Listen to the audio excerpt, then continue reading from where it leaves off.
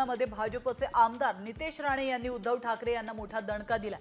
कणकवली तालुक्यातील सातरल या गावातून ठाकरे गटाचे वरिष्ठ नेते, पदाधिकारी आणि कार्यकर्त्यांनी मोठ्या संख्येने भाजपमध्ये प्रवेश केलाय। आगामी स्थानिक स्वराज्य निवडणुकीपूर्वीच कोकणामध्ये ठाकरे गटाचे मोठं नुकसान झालंय। वैभववाडीतील नाधवडेमध्ये क्रेशरवर काम करणाऱ्या कामगाराने आपल्या 2 सहकारी कामगारांना चाकूने भोगसून त्यांची हत्या केली आहे। त्यामुळे सिंधुदुर्ग जिल्ह्यात एकच खळबळ माजली आहे। धनेश्वर चौधरी आणि मनोज सिंग अशी मृतांची नावे आहेत। त्यांच्यासोबत काम करणारा संजय लोखंडे याने दोघांची हत्या केली असून आरोपीला पोलिसांनी ताब्यात घेतलाय। कोकणामध्ये जाणारा महत्त्वाचा रस्ता लवकरच पूर्ण क्षमतेने नागरिकांसाठी खुला होणार आहे।